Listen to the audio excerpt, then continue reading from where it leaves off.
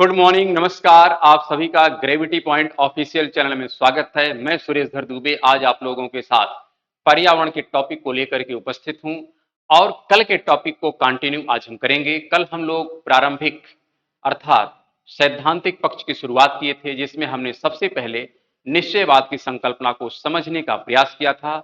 आज उसी को कंटिन्यू करेंगे। चैनल को सब्सक्राइब, लाइक एवं शेयर करने के लिए आप सभी का धन्यवाद।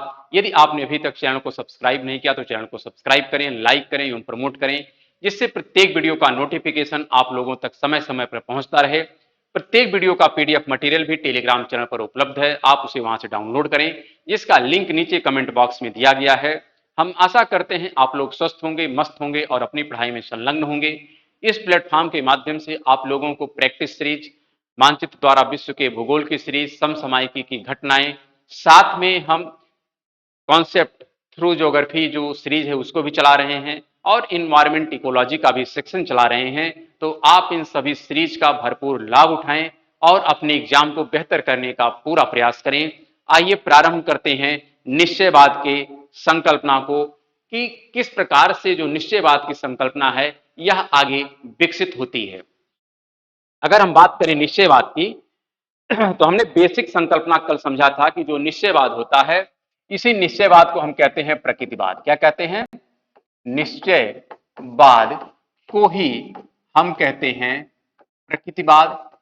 इसका तात्पर्य होता है कि यहां पर हमारा जो केंद्र बिंदु है, केंद्र बिंदु में क्या है? प्रकृति है।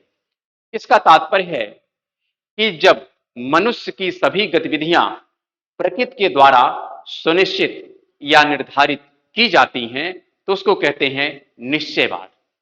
और मनुष्य प्रकृति के अनुसार अपनी सभी गतिविधियों को अनुकूलित कर लेता है। यह इसलिए कर लेता है क्योंकि मनुष्य क्या है? एक विशिष्ट प्राणी है। इसलिए हमने कहा कि मनुष्य एक विशिष्ट प्राणी है। मनुष्य एक विशिष्ट प्राणी है और अपनी इसी विशिष्टता के कारण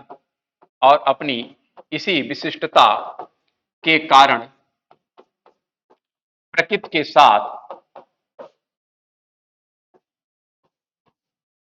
के साथ अनुकूलन करने की क्षमता रखता है। क्या करता है? अनुकूलन करने की क्षमता रखता है। तो प्रकृति जैसा चाहती है, अगर हम वैसा ही व्यवहार करें, अर्थात जब मनुष्य की सभी गतिविधियां प्रकृति के द्वारा सुनिश्चित की जाएं, निर्धारित की जाएं, तो उसे निश्चयवाद कहते हैं। और मनुष्य प्रकृति के अनुसार ही अपने आप को अनुकूलित कर लेता है, क्योंकि मनुष्य क्या है? एक विशिष्ट प्राणी है। इसलिए लिखा गया है कि मनुष्य एक विशिष्ट प्राणी है और अपनी इसी विशिष्टता के कारण प्रकृति के साथ अनुकूलन करने की क्षमता रखता है। यहां पर आप लिख दीजिएगा के साथ अनुकूलन करने की क्षमता रखता है। यहां पर प्रश्न उठता है कि मनुष्य विशिष्ट है, किन रूपों में विशिष्ट है, यह पहले समझना है। तो मनुष्य क्या है? एक विशिष्ट प्राणी है। क्या है? एक विशिष्ट प्राणी है। किन रूपों में विशिष्ट है यह हमको समझना है। यह तीन रूपों में विशिष्ट है। एक तो इसकी विशिष्टता है शारीरिक क्षमता। कैसी क्षमता? शारीरिक क्षमता। दूसरी विशिष्टता है इसकी बौद्धिक क्षमता। कौन सी क्षमता? बौद्धिक क्षमता। तीसरी जो इसकी विशिष्टता है वह है आनुवांशिक क्षमता। कौन सी? आनुवांशिक क्षमता। मनुष्य के पास ये तीनों क्षमताएं एक साथ विद्यमान होती हैं और अपनी इन तीनों क्षमताओं के कारण ही मनुष्य क्या करता है? प्रकृति के अनुसार अपने आप को अनुकूलित कर लेता है, ढाल लेता है।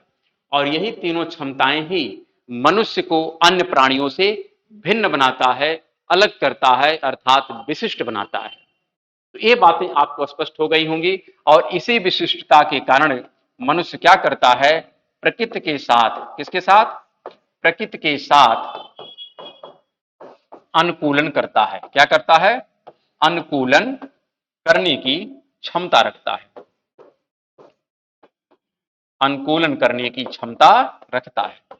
तो आपको स्पष्ट होना चाहिए कि मनुष्य प्रकृति के साथ अनुकूलन करने की क्षमता कैसे रखता है, क्योंकि मनुष्य शारीरिक रूप से भी, भौतिक रूप से भी और आनुवांशिक रूप से क्या है, विशिष्ट है। जबकि अन्य प्राणी हो सकता है शारीरिक रूप से बहुत ज्यादा सशक्त हों, जैसे हाथी है, ऊंट है, इस प्रकार की व्हेल है, ये शारीरिक क्षमता इनके पास तो बहुत ज्यादा है, लेकिन उनके पास मानसिक क्षमताएं नहीं होंगी या आनुवांशिक क्षमताएं नहीं होंगी। तो इसका तात्पर्य है इस पृथ्वी पर जितने भी प्राणी हैं उन सभी प्राणियों में मनुष्य अन्य प्राणियों से सबसे विशिष्ट है। उसका कारण क्या है कि मनुष्य इन तीन रूपों में अन्य प्राणियों से अलग है, और इसी के कारण मनुष्य क्या करता है, प्रकृति के साथ अपने आप को अनुकूलित करता है, अनुकूलन करता है, अर्थात एडॉप्टेशन करता है। क्या करता है, एडॉप्टेशन करता है। तो ये ध्यान रखना है, एडॉप्टेशन करने की क्षमता मनुष्य के पास होती है। अब यहां पर समझना है कि जो एडॉप्टेशन होता है, जो अनुकूलन होता है, इसको समझना है। क्या एडॉप्टेशन, एडॉप्टेशन या इसी को कहते हैं अनुकूलन। तो एडॉप्टेशन या अनुकूलन मनुष्य जो है यह कितने स्तरों पर करता है, ये हमको स्पष्ट होना चाहिए। तो यह दो स्तरों पर होता है। कितने स्तरों पर होता है, दो स्तरों पर अनुकूलन करता है। एक जो स्तर होता है इसको कहते हैं शारीरिक स्तर पर, या इसको कहते हैं आंतरिक स्तर पर, शारीरिक नहीं बल्कि हम क्या कहेंगे, आंतरिक स्तर पर। और दूसरा जो अनुकूलन होता है वह होता है बाह्य स्तर पर।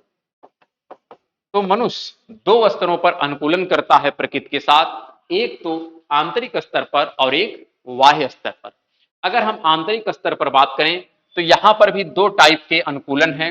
एक जो अनुकूलन मनुष्य करता है यह होता है शारीरिक स्तर पर। किस स्तर पर होता है, शारीरिक स्तर पर। और दूसरा जो अनुकूलन होता है ये होता है आनुवांशिक स्तर पर। किस स्तर पर होता है, आनुवांशिक स्तर पर।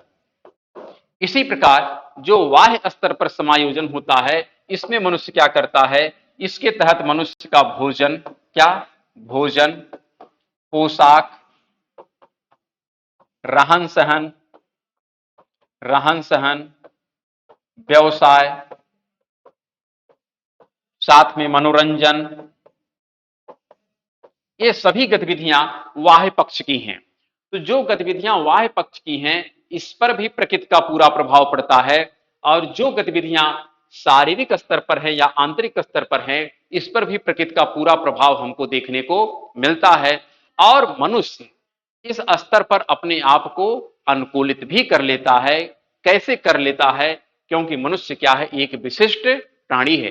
इसका प्रमाण क्या है, इसका प्रमाण यही है कि जब से पृथ्वी की उत्पत्ति हुई है और आज तक देखा जाए तो इस पृथ्वी पर बहुत से प्राणी आए और बहुत से प्राणी काल गर्त में धीरे धीरे समाते चले गए, लेकिन मनुष्य एक ऐसा प्राणी है कि जब से वह इस धरती पर आया है तब से आज तक यह लगातार अपना विकास ही किया है, ना कि यह पीछे गया है। ऐसा नहीं हुआ, यह लगातार आगे ही बढ़ा है।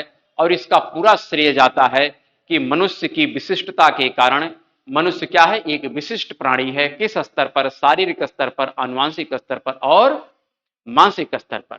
इसी के कारण वह आंतरिक स्तर पर भी समायोजन करता है और बाह्य स्तर पर भी समायोजन करता है। आंतरिक स्तर में भी दो पक्ष होता है, एक होता है शारीरिक स्तर और एक होता है आनुवांशिक स्तर। तो हमको समझना है कि जो समायोजन है शारीरिक स्तर पर, आनुवांशिक स्तर पर या बाह्य स्तर पर, इसको हम उदाहरण के माध्यम से समझें। तो आइए हम उदाहरण लेते हैं। अगर हम बात करें शारीरिक स्तर पर समायोजन, क्या बात करें, शारीरिक स्तर पर समायोजन की बात कर रहे हैं। यहां पर अगर बात करें शारीरिक स्तर पर समायोजन, स्पष्ट रखिएगा, यही जो शारीरिक स्तर का समायोजन है यही कालक्रम में आनुवांशिक स्तर का भी समायोजन हो जाएगा। कैसे हो जाएगा, इसका हम दो उदाहरण आपके सामने सिर्फ डिस्कस करेंगे।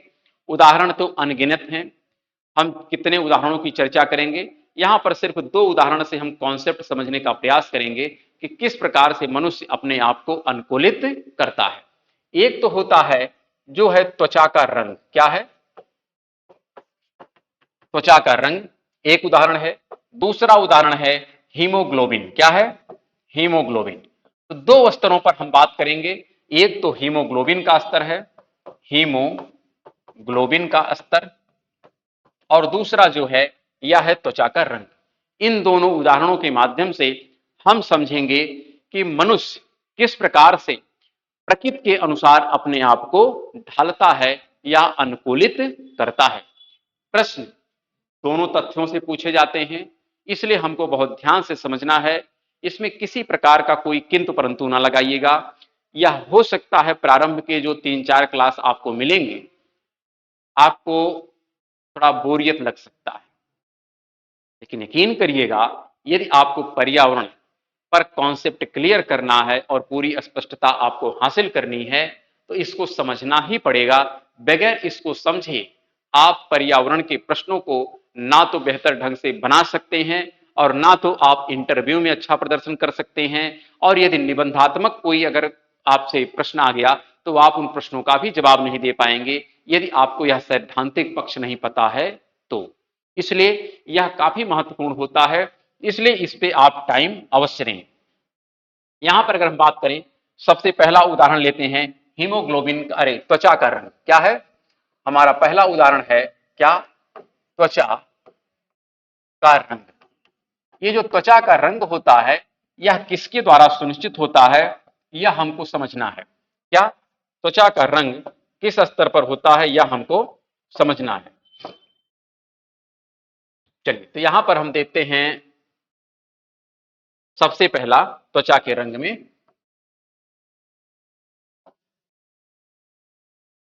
त्वचा के रंग का जो निर्धारण है, कभी काल ऐसी तकनीकी इशू आती है बीच बीच में कि भाई हम लोग भी तो ऐसा तो है नहीं बहुत बड़े एक्सपर्ट रहते हैं, भाई पढ़ाने के एक्सपर्ट हो सकते हैं, तकनीक के तो है नहीं, तो कुछ कमियां आ जाती हैं। जैसे बीच में इधर बहुत दिन कह सकते हैं वीडियो लगातार आपके सामने नहीं आ पाई, कुछ न कुछ तकनीकी इशू आ जाता है। तो ऐसे बीच बीच में कभी काल डिस्टरबेंस होते रहते हैं। तो खैर उन सबको भी आप इग्नोर करते हुए अपने कॉन्सेप्ट को समझने का पूरा प्रयास करें, और हमारा भी यही प्रयास रहता है कि हम कॉन्सेप्ट को क्लियर करें। ये जो त्वचा के रंग का निर्धारण होता है, त्वचा का रंग ये किसके द्वारा निर्धारित होता है, तो इसको निर्धारित करने का कार्य कौन करता है, मेलानिन करता है। कौन करता है, मेलानिन। मेलानिन के द्वारा त्वचा के रंग का निर्धारण होता है, स्पष्ट रखिएगा। मेलानिन यह जब इसके ऊपर, मेलानिन के ऊपर जब क्या पड़ती है, अल्ट्रावायलेट रे, क्या पड़ती है, अल्ट्रावायलेट रे का जब संयोग इसके ऊपर होता है तो परिणाम क्या होता है, यह जो मेलानिन है यह मेलानिन परिपक्व होता है। क्या होता है, मेलानिन परिपक्व होता है अर्थात मेच्योर होता है। ध्यान रखिएगा, मेलानिन हमारे त्वचा के अंदर विद्यमान होता है। जब इसका संपर्क अल्ट्रावायलेट रे से होता है, अल्ट्रावायलेट रे का तात्पर्य किससे है, इसका संबंध होता है इंसोलेशन से। किससे होता है, इंसोलेशन से। इंसोलेशन का तात्पर्य क्या होता है, इनकमिंग सोलर रेडिएशन, जो सन से आने वाली किरण होती है, उसी से सन से आने वाली किरण सन स्पेक्ट्रम में एक रे होती है अल्ट्रावायलेट रे। यही अल्ट्रावायलेट रे जब हमारे मेलानिन के संपर्क में आती है तो मेलानिन हमारा परिपक्व होता है। तो मेलानिन का जब संयोग होता है अल्ट्रावायलेट रे से तो मेलानिन परिपक्व होता है, और मेलानिन के परिपक्व से क्या होता है, त्वचा के रंग का निर्धारण होता है। क्या होता है, त्वचा का रंग निर्धारित होता है। त्वचा का रंग यहां पे लिख सकते हैं, त्वचा का रंग क्या होता है, निर्धारित होता है। यहां पर स्पष्ट होना चाहिए, अगर मेलानिन अधिक परिपक्व होगा, क्या होगा, अगर मेलानिन अधिक परिपक्व होगा तो त्वचा क्या होगी, गाढ़ी होगी। क्या होगी, गाढ़े रंग की होगी। स्पष्ट किया है, त्वचा कैसी हो जाएगी, गाढ़े रंग की हो जाएगी। अगर मेलानिन कम परिपक्व होगा, मेलानिन की परिपक्वता क्या हो जाए, कम हो जाए, तो त्वचा क्या होगी, हल्के रंग की होगी। त्वचा क्या होगी, हल्के रंग की होगी। ये आपको स्पष्ट होना चाहिए कि मेलानिन के ऊपर जब अल्ट्रावायलेट रे पड़ती है तो मेलानिन परिपक्व होता है, और जब मेलानिन परिपक्व होता है तो इसी से त्वचा का निर्धारण होता है। अगर मेलानिन ज्यादा परिपक्व हुआ अर्थात इसका संपर्क ज्यादा अल्ट्रावायलेट रे से हुआ तो हमारा त्वचा गाढ़े रंग की हो जाएगी, अर्थात सांवले कलर की हो जाएगी। और अगर हमारा मेलानिन कम परिपक्व हुआ तो हमारी त्वचा साफ हो जाएगी, अर्थात गोरे रंग का हो जाएगा, जिसको हम कहते हैं गोरी त्वचा। तो ये बातें आपको स्पष्ट होनी चाहिए कि किसको हम कहेंगे कि सांवली त्वचा होगी और किसको कहेंगे साफ त्वचा होगी। लेकिन इसके विषय में समझने के लिए थोड़ा और हम आगे बढ़ते हैं, और इसको समझने के लिए एक हम यहां पर इमेज ले लेते हैं। इस इमेज को आप भी देखिए। यहां पर अगर हम बात करें, इसके कलर को थोड़ा यहां पर हम मॉडिफाई कर देते हैं। यहां पर कलर ले लेते हैं दूसरा। चलिए, यहां पर हम बात करते हैं कि सपोज दैट ये हमारी पृथ्वी है, और पृथ्वी के संदर्भ में अगर हम बात करें तो यहां पर अब लेते हैं, ये है हमारा इक्वेटर। क्या है ये? इक्वेटर है। और ये है पोल। क्या है? ये है पोल। और स्पष्ट होगा कि यहां पर सन रे जो है वर्टिकल पड़ती है, यहां का इंसोलेशन अधिक होता है, यहां का इंसोलेशन क्या है? अधिक है। तो यहां का जब इंसोलेशन अधिक है तो इसका तात्पर्य यहां पर अल्ट्रावायलेट रे अधिक आएगी, और जब अल्ट्रावायलेट रे अधिक आएगी तो यहाँ का जो मेलानिन है, क्या यहाँ का मेलानिन ये ज्यादा परिपक्व होगा, यहाँ का मेलानिन की परिपक्वता अधिक होगी, की परिपक्वता अधिक होगी। और जब परिपक्वता अधिक होगी तो यहाँ के लोगों का जो त्वचा होगा, यह त्वचा कैसी होगी? गाढ़े रंग की होगी, अर्थात सांवली त्वचा वाले लोग होंगे। इक्वेटोरियल बेल्ट में चूंकि सन रे अधिक आती है, अर्थात अल्ट्रा रे अधिक आती है, इसका परिणाम होता है कि यहाँ की त्वचा कैसी होगी? काले रंग की होगी। लेकिन जैसे जैसे हम इक्वेटर से पोल की तरफ जाते हैं, सन रे घटता है, अल्ट्रावायलेट रे घटती है, मेलानिन की परिपक्वता घटती है, और परिणाम होता है कि यहाँ के लोगों की जो त्वचा होती है यह साफ होती है, अर्थात गोरे रंग की होती है। लेकिन हुआ क्या? यहां के लोग आए इक्वेटोरियल बेल्ट की तरफ, अर्थात भारत की तरफ आए, और इन्होंने भारत को अपना उपनिवेश बनाया। और यह सब लोग जानते हैं कि दूर की चीजें बहुत अच्छी लगती हैं, जो अपने पास होती हैं उन चीजों से हम लोग ऊब जाते हैं। कुछ ऐसा ही यहां पर भी परिलक्षण हमको देखने को मिला।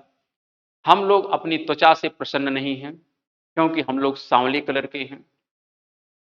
लेकिन जो लोग हमारे ऊपर राज करने आए, उनकी त्वचा थोड़े साफ सुथरी थी, गोरे रंग के थे, हम लोगों को काफी पसंद आए। और जब पसंद आए तो हम लोगों ने भी उनका नकल करना प्रारंभ कर दिया कि हमारी भी त्वचा इन्हीं की जैसी होनी चाहिए। और उसका राज हमको मिल गया। राज क्या मिला? कि भाई ये लोग जितना वस्त्र पहनते हैं, अगर वैसा वस्त्र हम भी पहन लें तो हमारी भी त्वचा साफ हो सकती है, अर्थात सन के संपर्क में हम ना रहें। सीधी बात है, क्योंकि मेलानिन जब परिपक्व होगा तभी त्वचा साफ आएगी, काली होगी। और जब मेलानिन के ऊपर सन रे का इंपैक्ट पड़ेगा ही नहीं तो मेलानिन परिपक्व नहीं होगा, और जब मेलानिन परिपक्व नहीं होगा तो हमारी त्वचा क्या हो जाएगी? साफ हो जाएगी। अर्थात त्वचा को साफ करने का ढंग सबको पता चल गया कि हम मेलानिन को परिपक्व होने ना दें, अर्थात सन रे से हम बचें। तो लोगों ने क्या किया? सन रे से बचने का उपाय ढूंढना शुरू कर दिया। सन रे से लोग दूर हटने लगे। तो जब सन रे से आप दूर हटेंगे तो समस्याएं तो बहुत आएंगी। कारण क्या है कि मेलानिन क्या करता है? मेलानिन एक प्रकार से यह सुरक्षा कवच है। मेलानिन क्या है? मेलानिन जो है, इससे जब त्वचा हमारी परिपक्व होती है, त्वचा जब क्या होती है? परिपक्व होती है, तो इसका परिणाम होता है कि अल्ट्रावायलेट रे से हमारी जो शरीर है यह सुरक्षित होती है। यह त्वचा क्या करती है? अल्ट्रावायलेट रे से हमको सुरक्षा प्रदान करती है।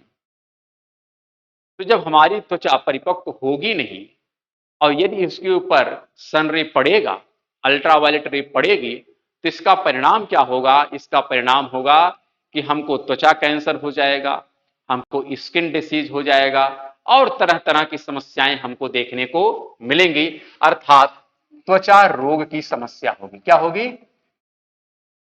हमको त्वचा रोग की समस्याएं देखने को मिलेंगी। त्वचा रोग और कैंसर की समस्याएं देखने को मिलेंगी। तो लोगों ने क्या किया, अंग्रेजों का अनुकरण किया और अपनी त्वचा को साफ सुथरा करने के लिए लोगों ने क्या किया, सनरे से अपने को दूर करना शुरू कर दिया। तो परिणाम तो हुआ कि हमारी त्वचा साफ हो गई, लेकिन हम लोगों ने प्रकृति के नियमों की अवहेलना की, क्योंकि प्रकृति यही चाहती है कि जो इक्वेटोरियल बेल्ट है अर्थात उष्णकटिबंध का क्षेत्र है, यहाँ के लोगों की त्वचा अधिक परिपक्व होनी चाहिए, और यदि अधिक परिपक्व है तो हमारी जो त्वचा है हमको अल्ट्रावायलेट रे से सुरक्षा प्रदान करेगी, चर्म रोग, त्वचा कैंसर या स्किन बर्न की समस्याओं से हम मुक्त रहेंगे। लेकिन हम लोगों ने नकल करने का प्रयास किया और अपनी त्वचा को प्रकृति के अगेंस्ट करने का प्रयास किया, और साफ करने के प्रयास में हम लोगों ने सन से अपने आप को दूर कर लिया। परिणाम बहुत सी समस्याएं देखने को मिली, और समस्याएं हमको त्वचा रोग की समस्याएं देखने को मिल रही हैं वर्तमान में। स्किन डिसीज बहुत से हैं, कैंसर हैं, स्किन बर्न हैं, ये सारी समस्याएं क्यों हो रही हैं? क्योंकि प्रकृति तो चाह रही है कि मेरा स्किन ज्यादा से ज्यादा परिपक्व हो, लेकिन हम लोग चाह रहे हैं कि हमारी त्वचा साफ हो जाए। तो निश्चित तौर पर हमको दुष्परिणाम देखने को मिलेंगे। तो यहां पर जन्मजात प्रत्येक बच्चे का जो मेलानिन होता है वह इक्विवेलेंट होता है, लेकिन जैसे जैसे परिस्थितियां आगे बढ़ती हैं, जैसे जैसे पीढ़ियां आगे बढ़ती हैं, तो कह सकते हैं यह जो मेलानिन होता है यह जन्मजात हो जाता है। क्या हो जाता है? जन्मजात हो जाता है।